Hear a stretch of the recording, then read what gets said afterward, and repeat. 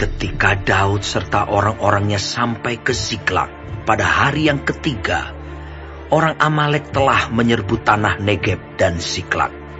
Ziklag telah dikalahkan oleh mereka dan dibakar habis. Perempuan-perempuan dan semua orang yang ada di sana, tua dan muda, telah ditawan mereka. Dengan tidak membunuh seorang pun, mereka menggiring sekaliannya, kemudian meneruskan perjalanannya. Ketika Daud dan orang-orangnya sampai ke kota itu, tampaklah kota itu terbakar habis.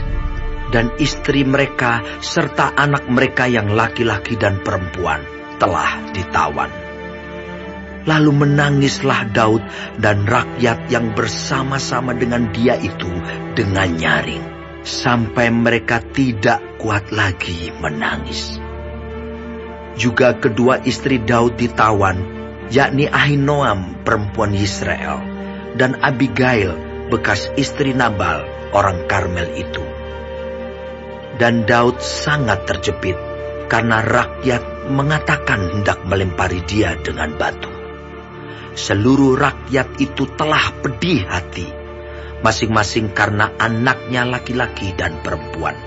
Tetapi Daud menguatkan kepercayaannya kepada Tuhan Allahnya. Lalu Daud memberi perintah kepada Imam Abiatar bin Ahimelech, "Bawalah efod itu kepadaku." Maka Abiatar membawa efod itu kepada Daud. Kemudian bertanyalah Daud kepada Tuhan, katanya, "Haruskah aku mengejar gerombolan itu?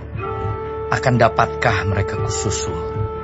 Dan ia berfirman kepadanya, "Kejarlah, sebab sesungguhnya engkau akan dapat menyusul mereka dan melepaskan para tawanan."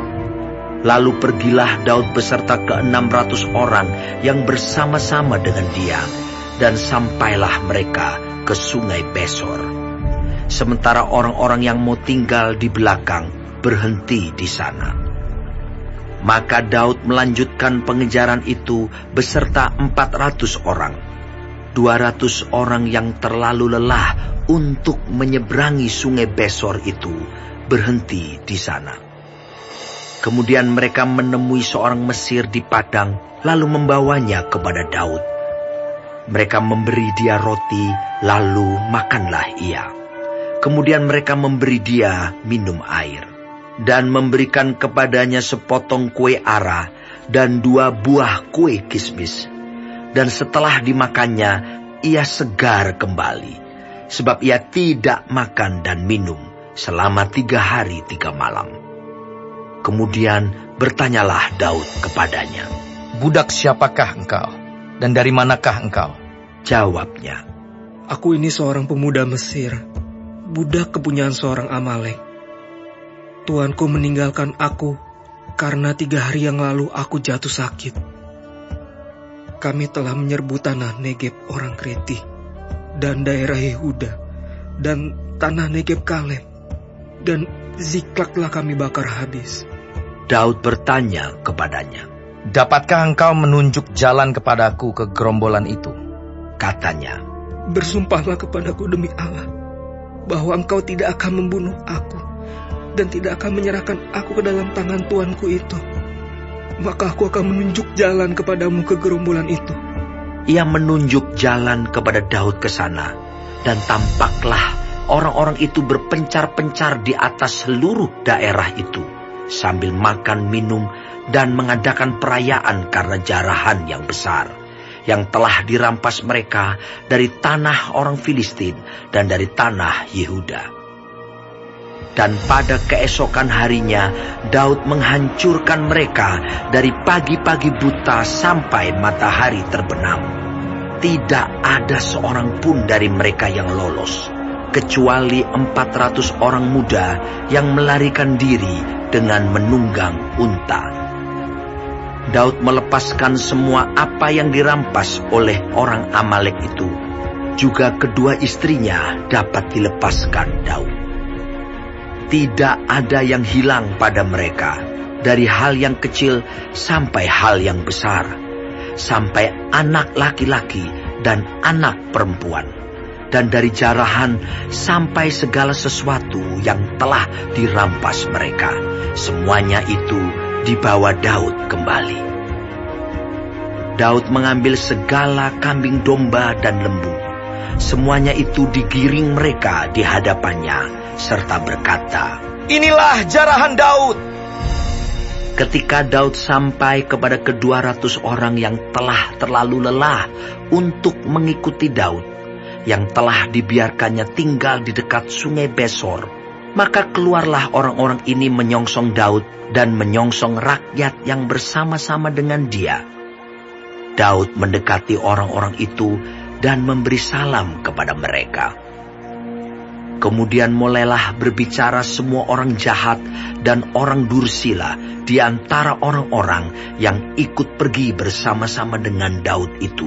Katanya, "Karena mereka tidak ikut pergi bersama-sama dengan kita, janganlah kita berikan kepada mereka apa-apa dari jarahan yang kita selamatkan itu, kecuali kepada masing-masing mereka, istrinya dan anak-anaknya. Itu boleh mereka bawa, dan biarlah mereka pergi." tetapi Daud berkata, "Janganlah kamu, saudara-saudaraku, berbuat demikian. Dengan apa yang diberikan Tuhan kepada kita, sebab Ia telah melindungi kita dan menyerahkan ke dalam tangan kita gerombolan yang menyerang kita. Siapa yang mau mendengarkan kamu dalam perkara ini? Sebab bagian orang yang tinggal di dekat barang-barang adalah sama seperti bagian orang yang pergi berperang. Itu akan dibagi sama-sama." Dan demikianlah halnya sejak hari itu dan seterusnya. Hal itu ditentukannya menjadi ketetapan dan peraturan bagi orang Israel sampai sekarang. Ketika Daud sampai ke Siklag, dikirimnyalah sebagian dari jarahan itu kepada para tua-tua di Yehuda, kepada teman-temannya dengan pesan, "Inilah pemberian kepadamu dari jarahan yang dirampas dari musuh Tuhan."